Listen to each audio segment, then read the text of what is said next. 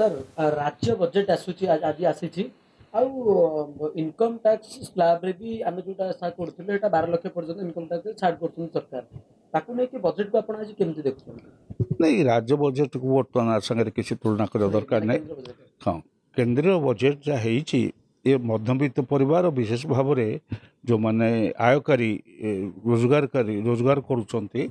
से निश्चय खुशी कर कारण आयकर जहाँ रही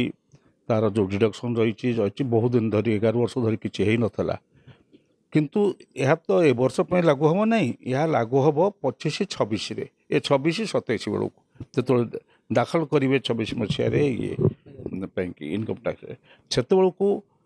आयकर जो दरमा पाउथवा लोक मानकर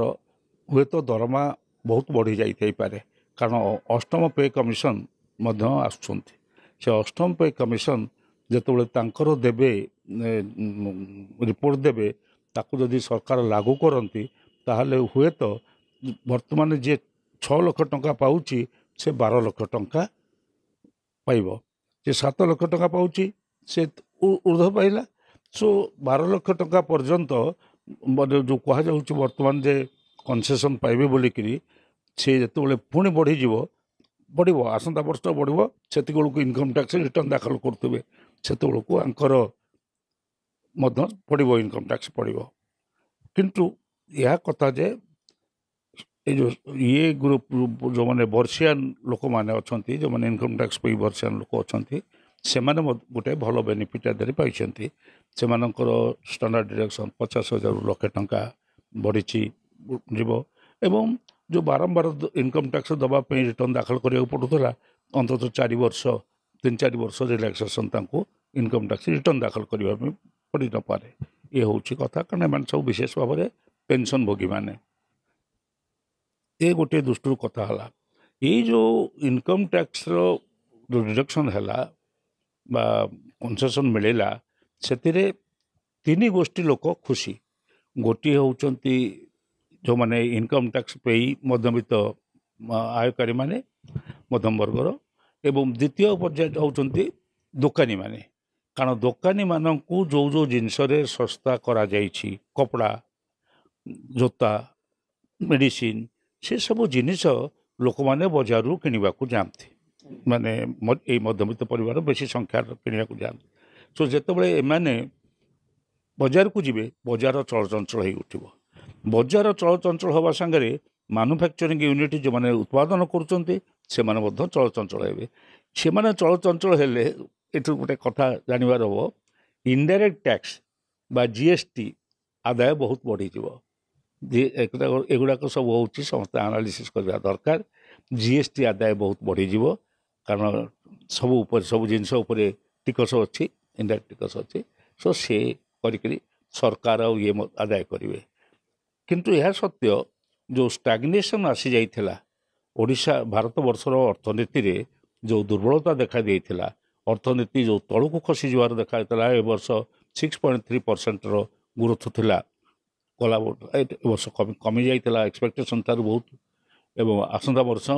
जदि यही स्थिति था नबदल था कमी जाता से सब दृष्टि विचार कले ये बजेट टी समस्त को संतुष्ट कर सरकार को संतुष्ट कर सरकार जीएसटी रे अधिक पाइबे आपको संतुष्ट कर इनकम टैक्स पे संतुष्ट कर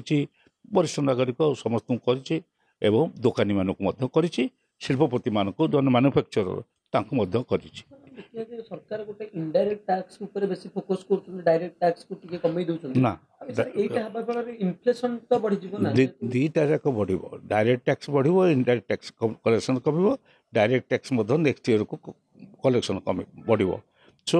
दीटा जाक दृष्टि रखिछन्ती किछि तादरे चतुरता धरा पड़ो आसंता वर्ष कलेक्शन रे हिसाब पाइबा आउ गोटे कथा होची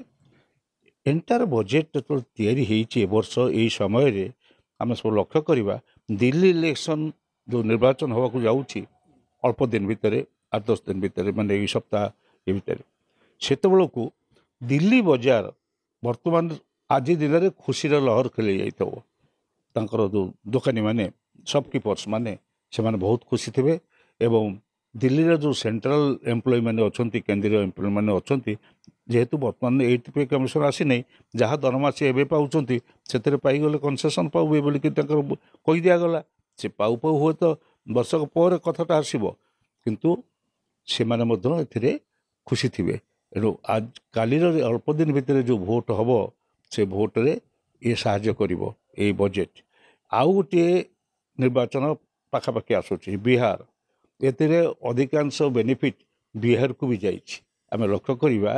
ଯଦି ବିହାର ପାଇଁ କିଛି ସ୍ୱତନ୍ତ୍ର ବ୍ୟବସ୍ଥା ବିହାର ପାଇଁ ଏଥିରେ କରାଯାଇଛି। ଏଣୁ ବିହାରର ନିର୍ବାଚନ ମଧ୍ୟ ଆ ଦ୍ୱାରା ପ୍ରଭାବିତ ହେବ। ଏଥିରେ ଭାରତୀୟ ଜନତା ପାର୍ଟି ଆକୁ ସବୁ ଆଖି ଆଗରେ ରଖିକିରି ତାର କୌଶଳ ପ୍ରୟୋଗ କରିଛି।